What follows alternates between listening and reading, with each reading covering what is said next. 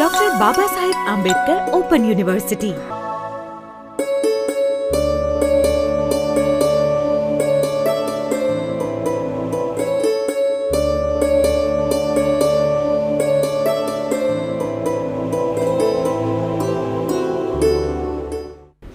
નમસ્કાર. Doctor Baba Saheb Ambedkar open university Ahmedabad વતી હું ડૉક્ટર અમી ઉપાધ્યાય આપ સૌનું અહીં સ્વાગત કરું છું. આજે આપણી સાથે સ્ટુડિયોમાં છે વરિષ્ઠ પત્રકાર તથા ઇતિહાસવિદ એવા શ્રી વિષ્ણુભાઈ પંડ્યા. નમસ્તે સર. ભારતીય સ્વાતંત્ર્ય સંગ્રામના ઇતિહાસ તેના સંદર્ભમાં શ્રી વિષ્ણુભાઈ આજે આપણને જણાવવા જઈ રહ્યા છે ભારતની બહાર વિદેશોમાં જે ક્રાંતિ પ્રવૃત્તિ થઈ તેની વિશે. જી સર. સ્વાતંત્ર્ય સંઘર્ષ જ્યારે સરહદની પહેલી પાર જાય છે ત્યારે એના અનેક અધ્યાયો આપણી વચ્ચે જાણીતા અને અજાણીતા બનીને આવે છે. એવી ઘણી બધી ઘટનાઓ છે વિદેશોમાં કે જેમાં ભારતના સ્વાતંત્ર્ય વીરોએ અલગ અલગ રીતે સંગઠનો કર્યા, પ્રચાર કર્યો, સંઘર્ષ કર્યો, અખબારો પ્રકાશિત કર્યા. એની વિગતો આપણા માટે, આપણા સ્વાતંત્ર્ય સંઘર્ષના અધ્યાય માટે બહુ મોટી ગૌરવરૂપ છે. કોઈ એકાદ દેશમાં નહીં પણ ભારતની બહાર અનેક દેશોમાં આ પ્રવૃત્તિ ચાલી. આમ ગણો તો 1857થી 1947ના 90 વર્ષ સુધી ચાલી. એનું સાતત્ય રહ્યું. England, America, Canada, France, Germany, Afghanistan, Japan, Germany, Burma, Bangladesh, ચીન, ફિલિપિન્સ, જાવા, ઇજિપ્ત, તુર્કસ્તાન, પાકિસ્તાન, નેપાળ અને દક્ષિણ આફ્રિકા. આટલા દેશો સુધી આપણા ક્રાંતિકારો ત્યાં પહોંચ્યા, લડાઈ ચલાવી, સંઘર્ષ કર્યો. દક્ષિણ આફ્રિકાના સ્વાતંત્ર્ય સંગ્રામનો ઇતિહાસ ગાંધીજીની સાથે જોડાયેલો છે, એની આપણને જાણ છે. પણ એ સિવાયના દેશોમાં પણ જુદી જુદી રીતે પ્રવૃત્તિ થઈ.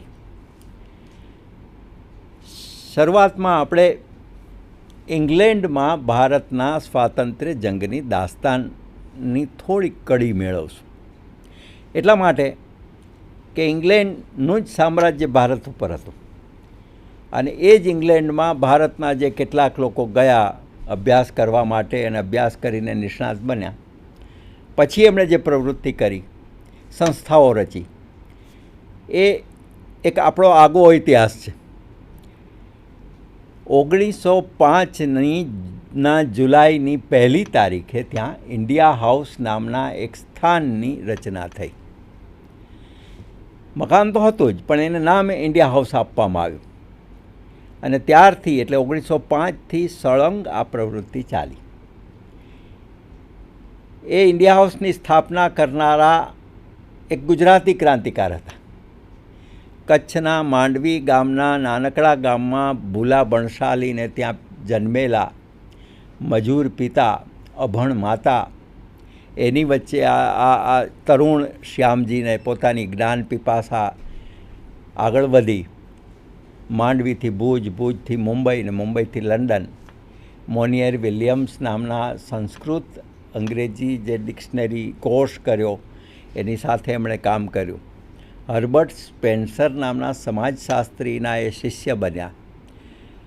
ભારતના ઓક્સફર્ડ યુનિવર્સિટીમાં સ્નાતક થનારા એ પહેલાં વિદ્વાન હતા. ભારત આવ્યા, અનેક જગ્યાએ દિવાન રહ્યા અને પછી પાછા ગયા. પાછા ગયા પછી એમણે જોયું કે માત્ર વિદ્વત્તાના મહેલથી હિન્દુસ્તાન આઝાદ નહીં થાય. એટલે સ્વાતંત્ર્ય પ્રવૃત્તિ કઈ રીતે કરવી, તો એમણે શરૂઆત કરી ઇન્ડિયા હાઉસથી. ઇન્ડિયા હાઉસનું લોકાર્પણ એક બ્રિટિશ ઉદારવાદી ક્વિબેક જસ્ટિસ નામના અખબારના તંત્રી હતા, એમણે કર્યું. એ વખતે દાદાભાઈ નવરોજી હાજર હતા, ગોદરેજ હાજર હતા, આખા ઇંગ્લેન્ડના જે ગુજરાતીઓ અને ભારતીયો હતા એ પણ હતા.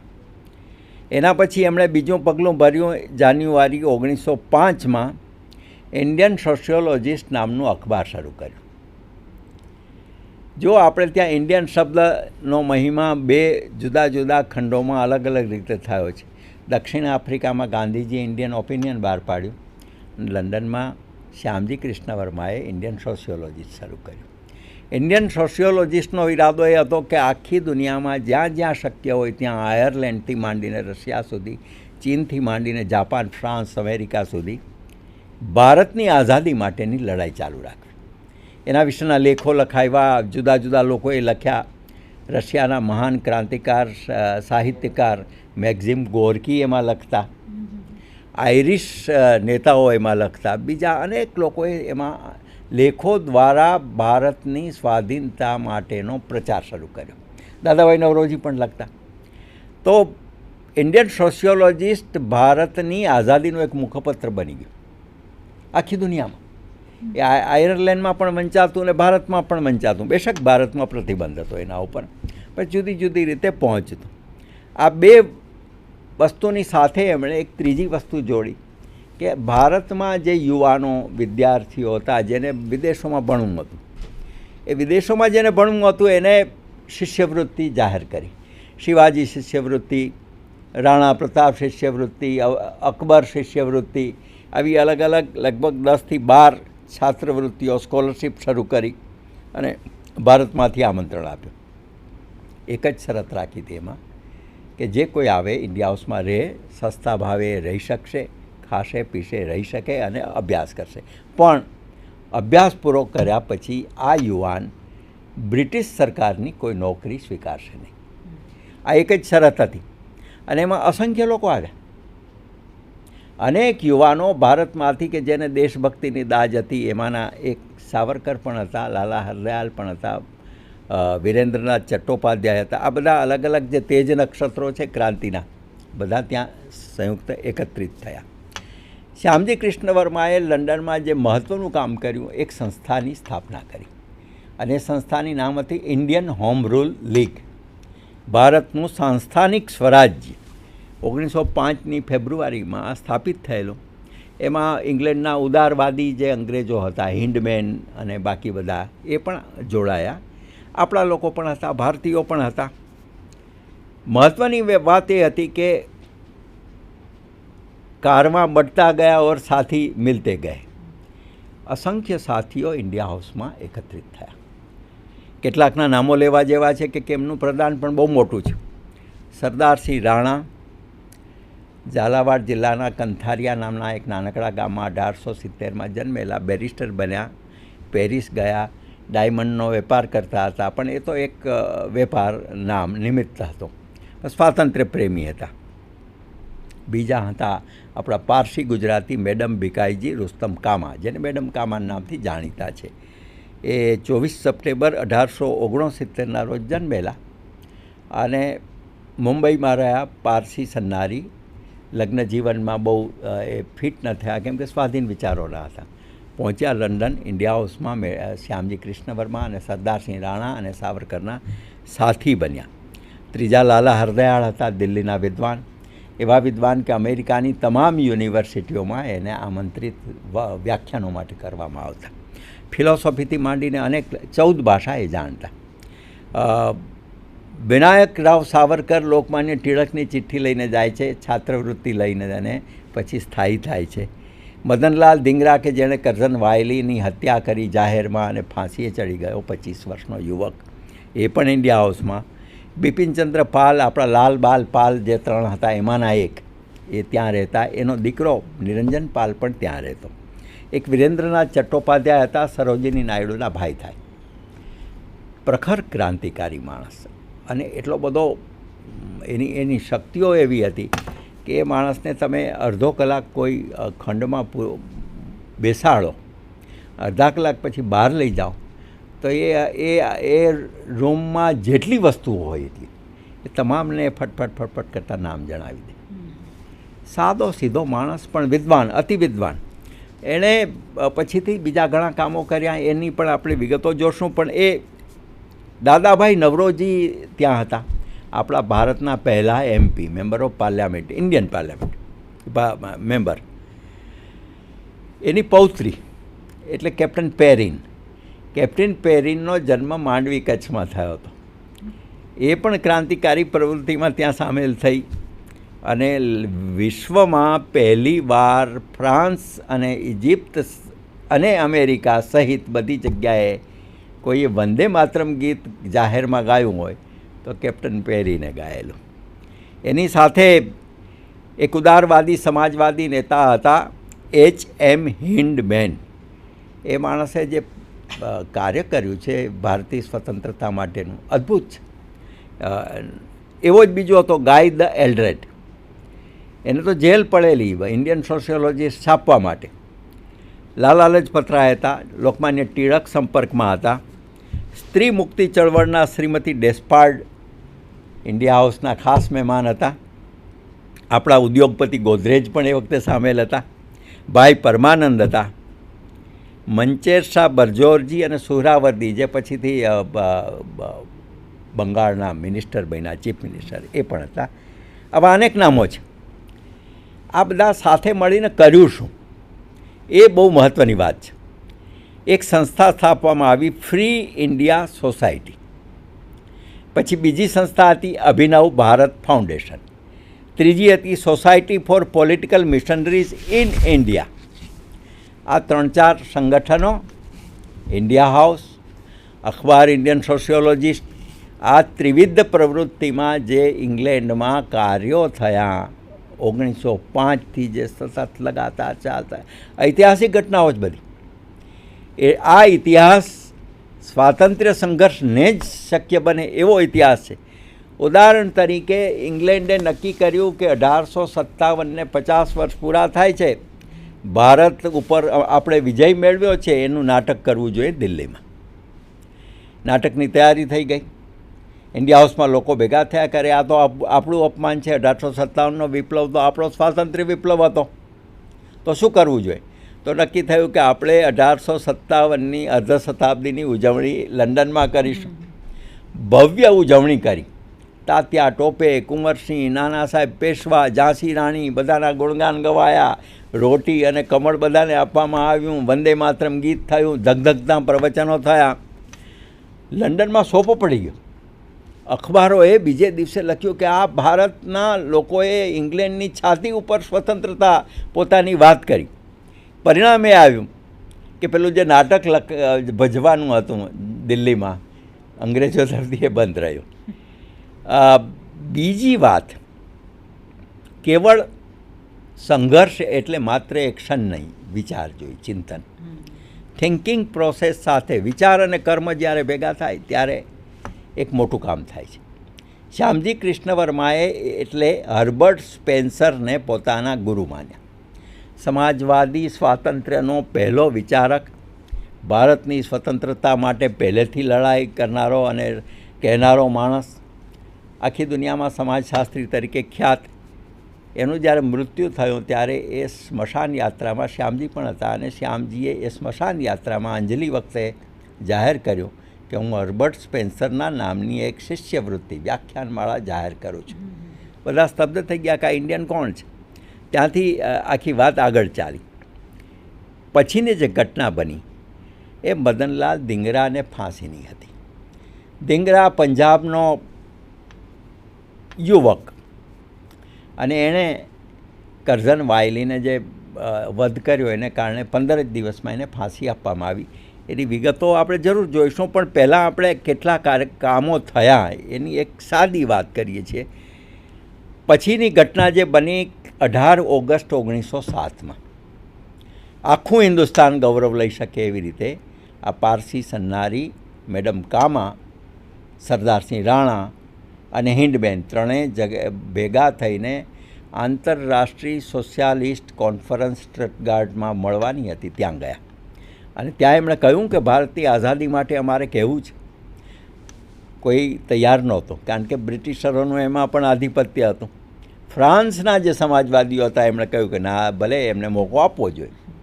એટલે એક ઠરાવ માટે મોકો આપવામાં આવ્યો અને ત્યારે મેડમ કામાએ મંચ ઉપર જઈને રેશમી સાડીથી સુશોભિત હતા.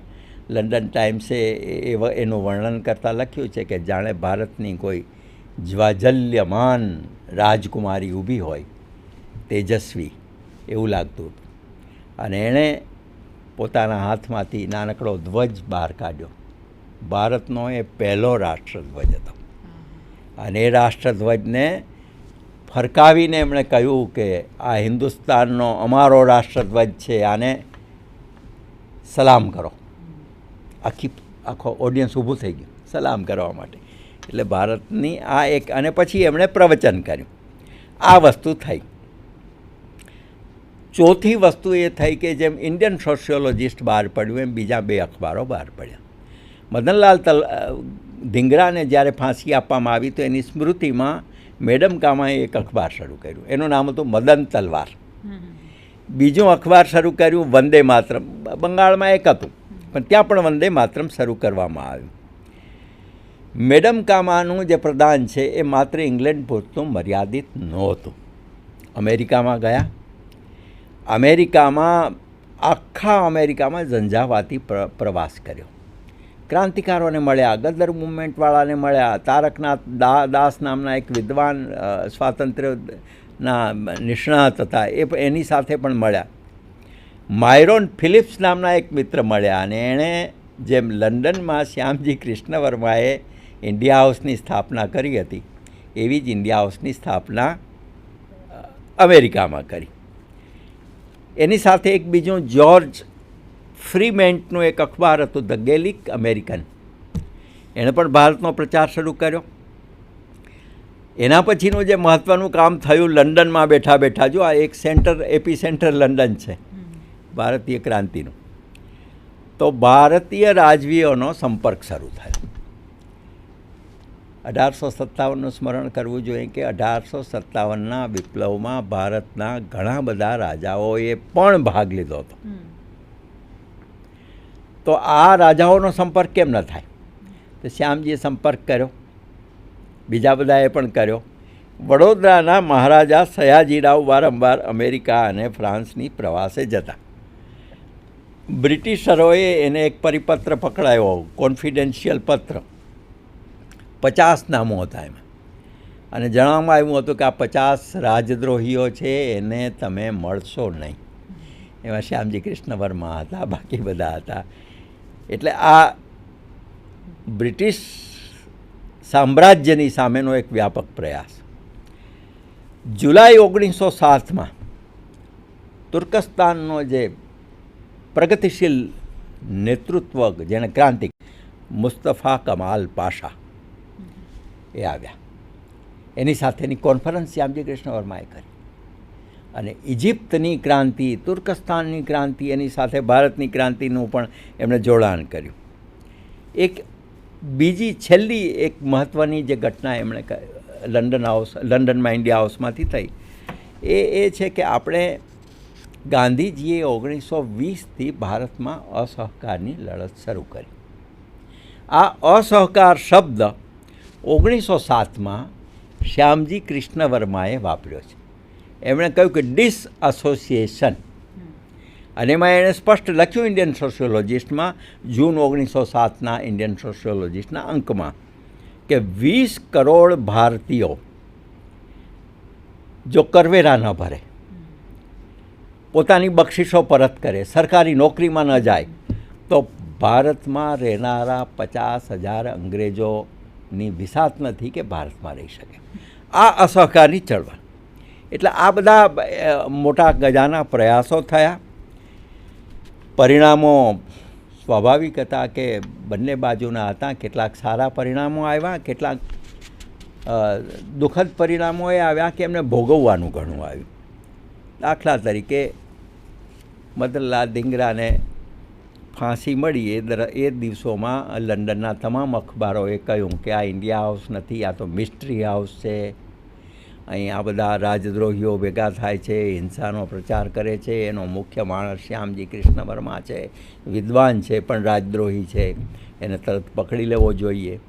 શ્યામજી સમજી ગયા અને એણે 1907માં લંડનથી પેરિસ પ્રયાણ કર્યું. બહુ યુક્તિપૂર્વક કર્યું કે એને આ લડાઈ આગળ ચલાવવી હતી. એ પછી જે ઘટનાઓ થઈ એ ઘટનાઓનું થોડુંક આપણે બયાન કરવું જોઈએ, એટલા માટે કે ભારતીય ઇતિહાસમાં એનું બહુ મહત્ત્વ છે. 17મી ઓગસ્ટ 1909 શ્યામજી તો પેરિસમાં હતા. ધિંગરાને ફાંસી મળે છે. ધિંગરા ફાંસી પર ચડતી વખતે જે છેલ્લું નિવેદન કરે છે એ નિવેદન ભારતીય ક્રાંતિકારોના જીવન અને દર્શનનો એક જીવંત દસ્તાવેજ છે. એક કે બે ફકરામાં એમણે બધી જ વાતો કરી નાખી છે. આપણે એ મદનલાલે શું કહ્યું હતું એ યાદ રાખવું જોઈએ. એમણે કહ્યું, પહેલી વાત એ કરી કે મને પાક્કો વિશ્વાસ છે કે વિદેશી દારૂગોળાથી જે દેશ પર રાજ કરવામાં આવે છે તેને માટે દેશવાસીઓના નસીબે તો કાયમ સંઘર્ષ જ રહેવાનો છે. જ્યારે પ્રત્યક્ષ લડાઈ અશક્ય બની જાય ત્યારે અમારી પાસે જે કંઈ શસ્ત્રો, હથિયારો અને વિચારો છે એનાથી અમે લડી રહ્યા છીએ. બીજું વિધાન એણે ફિલોસોફિકલ બેઝ ઉપર કર્યું. એમણે કહ્યું કે હું એક હિન્દુ છું અને હિન્દુ તરીકે હું માનું છું કે મારા દેશનું અપમાન એ પરમાત્માનું અપમાન છે.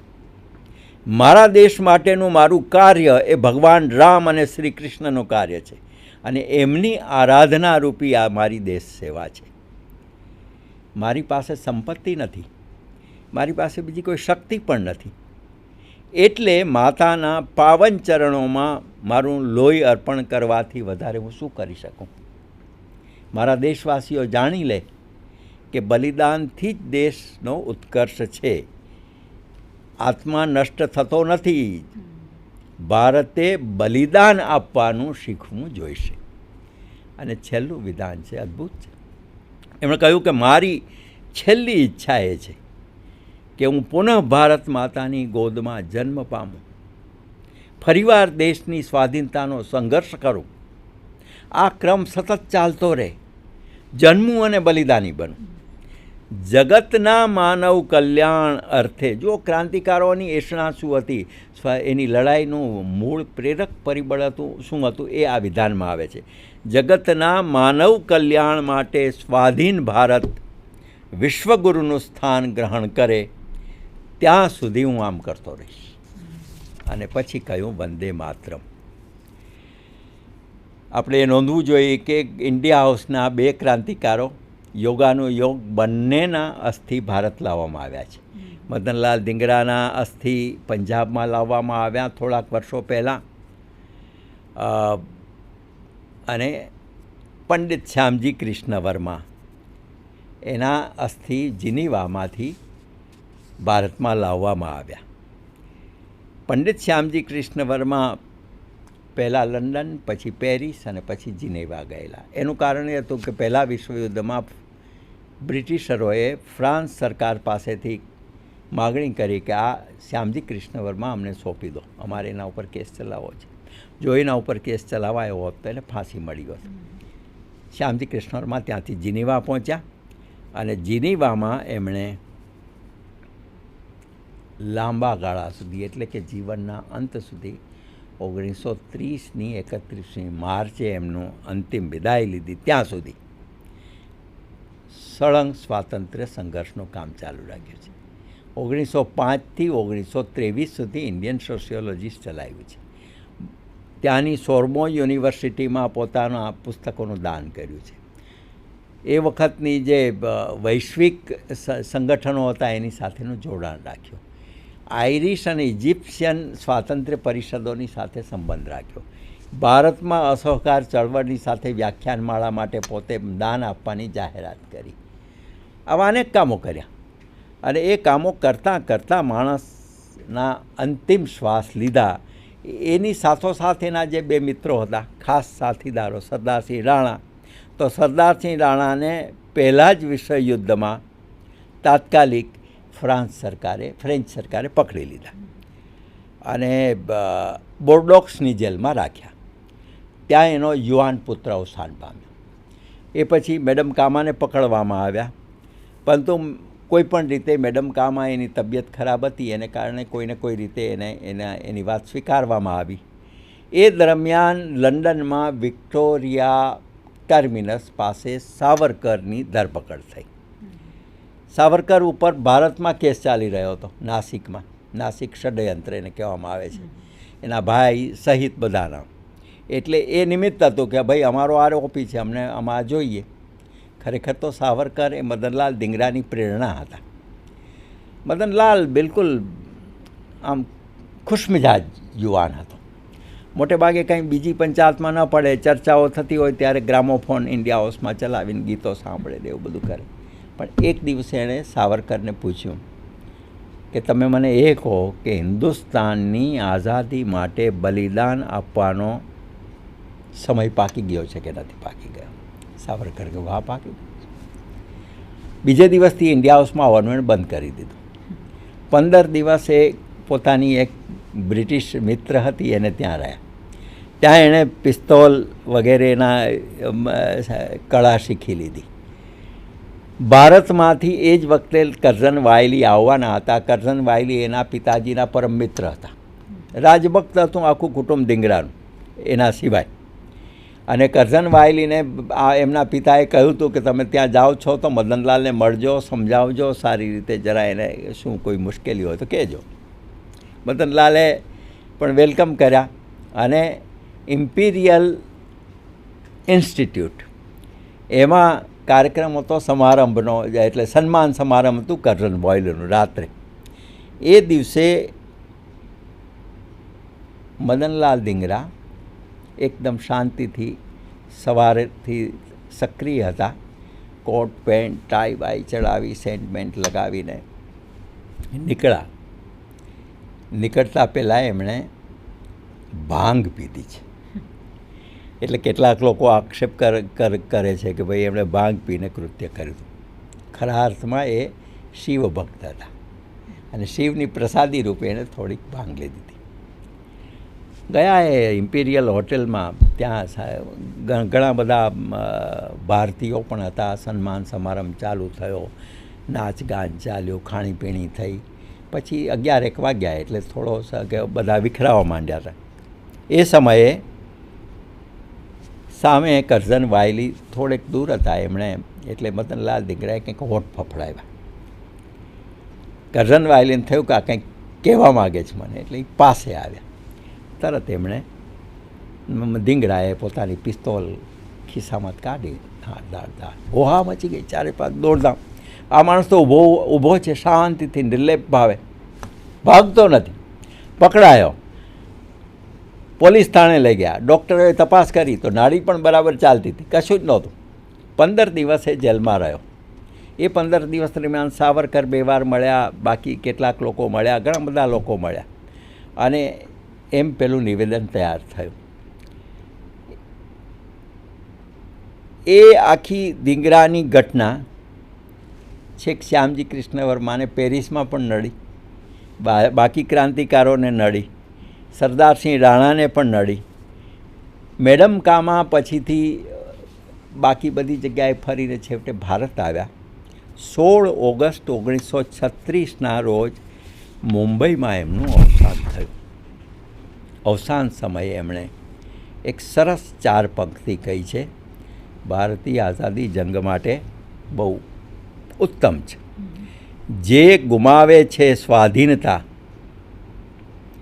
એ તેની ગુણ સમૃદ્ધિએ ને સ્મરજો બરોબર દમનશાહીનો પ્રતિકાર, એ જ છે ઈશ્વરીય આજ્ઞાને સમર્પણ. સ્વાધીનતા આખી ફિલોસોફિકલ એક ભૂમિકા સાથે આ બધા લડતા હતા. આ થયું. બીજી બાજુ મેં કહ્યું એમ ઇન્ડિયન સોશિયોલોજીસ્ટ 1905થી 1922 સુધી ચાલ્યું. 31 માર્ચ 1930ના રોજ શ્યામજીનું મૃત્યુ થયું. ત્યારે આ ક્રાંતિકારની કરુણાંતિકા એ હતી કે એની પાસે કોઈ નહોતું, પત્ની ભાનુમતી હતા. એ દિવસે ભારતમાંથી એક પ્રતિનિધિ મંડળ ગયેલું ફ્રાન્સની મુલાકાતે. એમાં બાબુ શિવપ્રસાદ ગુપ્તા, એ પણ શ્યામજી કૃષ્ણ વર્માના ચાહક. એટલે એને થયું કે મળવા જાઉં. મળવા ગયા, ઘરે ઘર બંધ હતો. હોસ્પિટલે ગયા તો હોસ્પિટલે જોયું કે ભાનુમતી ધ્રુસકે ધ્રુસકે રડી રહ્યા હતા અને શ્યામજી વિદાય થઈ ચૂક્યા હતા. એમણે આખી દુનિયાને જાણ કરી. એ વખતની આખો વિશ્વમાં અલગ અલગ પ્રકારના કોલાહલો ચાલુ હતા. ભારતમાં દાંડીકૂચ ચાલવાની હતી, બીજી બધી જગ્યાએ બીજી પ્રવૃત્તિઓ હતી. એ સંજોગોમાં પંડિત શ્યામજી કૃષ્ણ વર્માને એક ક્રાંતિકારને છાજે એવી બીજા ક્રાંતિકારે અંજલિ આપી હોય તો એ લાહોરમાં સરદાર ભગતસિંહે જેલમાં આપી છે. બધા ક્રાંતિકારો ભેગા થયા અને એમને જ્યારે ખબર પડી તો શ્યામજીને એમણે, જેમ મદનલાલ ધીંગરાના અસ્થિ પંજાબમાં આવ્યા એમ શ્યામજી કૃષ્ણ વર્માના અસ્થિ 4 સપ્ટેમ્બર 2003ના દિવસે ગુજરાતના મુખ્યપ્રધાન નરેન્દ્ર મોદી જીનીવા જઈને એ મોટું બોક્સ જેમાં અસ્થિ રાખ્યા હતા સચવાયા હતા. અને શ્યામજીએ એ વસિયતનામાં કહ્યું હતું કે જે દિવસે ભારત આઝાદ થાય ત્યાં સુધી આ મારા અસ્થિ અહીં સાચવજો, અને જે દિવસે હિન્દુસ્તાનની આઝાદીનો પુણ્ય પર્વ સ્થાપિત થાય તે દિવસે મારા અસ્થિ મારા દેશ લઈ જજો, મારી વતનની માટીમાં વિખેરી નાખજો. દુર્ભાગ્ય એવું થયું નહીં. 1947માં થવું જોઈતું હતું. શ્યામજી કૃષ્ણ વર્માની છાત્રવૃત્તિ લઈને ભણેલા 50 વિદ્યાર્થીઓ એ વખતે ભારતીય સંસદમાં મેમ્બર ઓફ પાર્લામેન્ટ હતા. 4 સપ્ટેમ્બર 2003ના રોજ નરેન્દ્ર મોદી અસ્થિ લાવ્યા. 12 ડિસેમ્બર 2010ના રોજ માંડવીમાં એક મોટું ક્રાંતિ તીર્થ સ્થાપિત થયો. એટલે બે વિચારધારા, ભારતની આઝાદી માટે લડનારા સશસ્ત્ર ક્રાંતિકારો અને અસહયોગની આંદોલન માટે ગાંધીજીની ચળવળ, એકનું પોરબંદરમાં અને બીજાનું માંડવી કચ્છમાં, એ રીતે થયું. આ દરમિયાન સાવરકરનું શું થયું એ ઘટના પણ, આ ત્રિમૂર્તિ હતી, they are troika of the Indian independence struggle. સાવરકરને માટે અંગ્રેજો સાવરકરનું સ્પેલિંગ બદલાવી કાઢતા.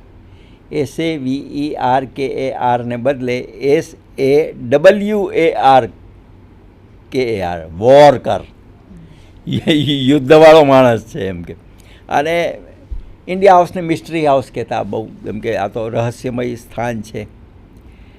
9 જૂન 1906ના રોજ આ યંગ બોય લંડન પહોંચે છે ટિળક મહારાજની ચિઠ્ઠી લઈને. શ્યામજી કૃષ્ણ વર્મા ઉપરની ચિઠ્ઠી હતી. ટિળક અને શ્યામજીના જૂના સંબંધો હતા. ટિળક મહારાજે લખ્યું હતું કે આ બહુ દેશભક્ત યુવાન છે અને સાચવજો. ત્યાંથી એની ક્રાંતિ પ્રવૃત્તિ શરૂ થઈ. એ લંડનથી ભારત સુધીની લાંબી ક્રાંતિ કથાઓ છે. એમાં એમણે અસંખ્ય કામો કર્યા. સૌથી મહત્ત્વનું કામ એ કર્યું કે ભારતના ઇતિહાસમાં આપણે 1857ને સિપાહીનો ફિતૂર, સિપાહીનો બળવો માનતા હતા. સાવરકરે કહ્યું કે ના, એ સ્વાતંત્ર્ય યુદ્ધ હતો. પછી પ્રમાણિત કઈ રીતે કરવું? તો પ્રમાણિત કરવા માટે એમણે ઇન્ડિયા લાઇબ્રેરીમાં જઈ 15,000 જેટલા પુસ્તકો, દસ્તાવેજો બધું તપાસ કરી 6 મહિના સુધી સળંગ. એના આધારે એમણે પુસ્તક લખ્યું ભારતીય સ્વાતંત્ર્ય સમાર 1857. ત્યાં છપાયું નહીં. અને આ પહેલી ઘટના છે કે જે છપાયા પહેલાં જ એના પર પ્રતિબંધ મુકાઈ ગયો બ્રિટિશ સરકારે. પછી ત્યાંથી ફ્રાન્સ ગયું, ત્યાંથી પોર્ચુગીઝ એક મોટા દ કોન્હા નામના એક સજ્જન હતા, એમણે છાપ્યું. ભારતમાં છપાયું. ભારતમાં ભગતસિંહ અને એની મંડળીએ પણ એ છાપેલું. એટલે એ સાવરકરનું મોટું પ્રદાન. બીજું પ્રદાન એનું બલિદાન. નીકળા વિક્ટોરિયા રેલવે સ્ટેશને 13મી માર્ચ 1910ના રોજ પકડાય છે. જ્યારે પકડાય છે ત્યારે એમની સાથે દાદાભાઈ નવરોજીના પૌત્રી કેપ્ટન પેરીન પણ હતા. પેરીનને પૂછવામાં આવ્યું તો એણે કહ્યું કે હું સાવરકરની સાથે હતો, પેરિસથી અમે સાથે હતા, પણ બધા ક્રાંતિ પ્રવૃત્તિમાં સાથે જ હતા.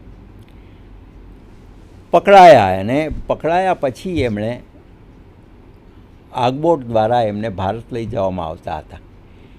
ફ્રાન્સમાં એક યોજના એવી બની કે જો ફ્રાન્સની નજીક આવે અને જો આપણે સાવરકરને મુક્ત કરી શકીએ તો એ કાયમ માટે મુક્ત થાય.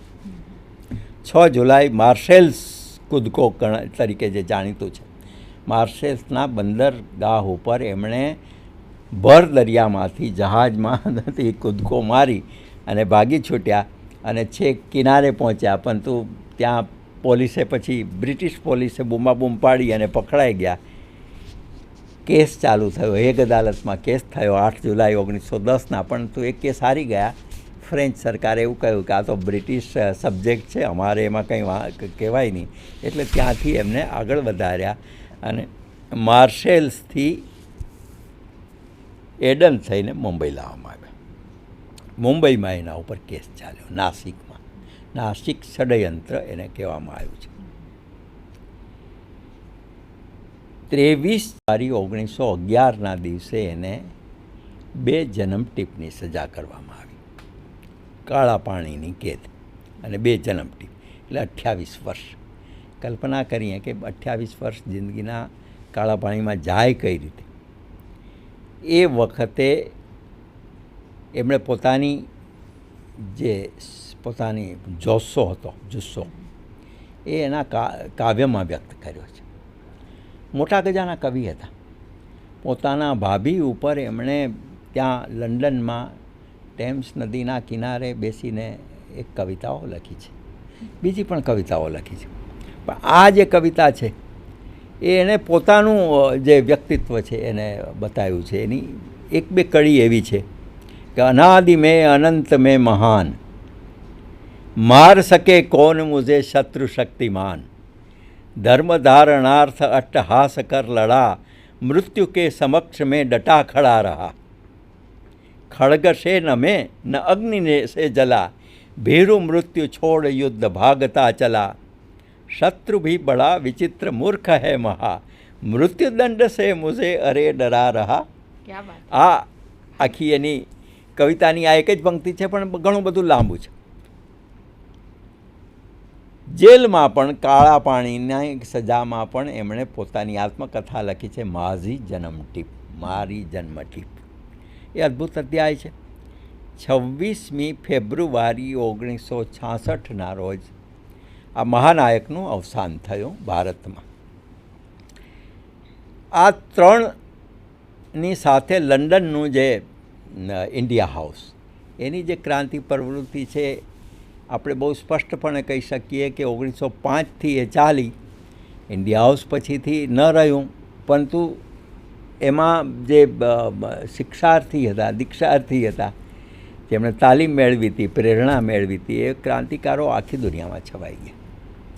એ જર્મનીમાં ગયા, એ ફ્રાન્સ ગયા, એ ચીન ગયા, અફઘાનિસ્તાન ગયા, એ છેક રશિયામાં પણ પહોંચ્યા છે, બર્મામાં આવ્યા, અને દરેક જગ્યાએ ભારતની આઝાદીની જંગની ક્રાંતિની જ્યોત એમણે ચાલુ રાખી.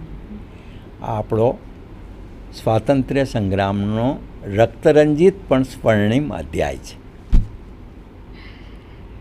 આભાર વિષ્ણુજી. આજે આપની સાથે જાણે અમે આ ઘટના સમગ્ર બનતી હતી તેમાં સાક્ષી રહ્યા હોય તેવું લાગ્યું. યુનિવર્સિટી વતી હું આપનો આભાર માનું છું. Doctor Baba Saheb Ambedkar open university.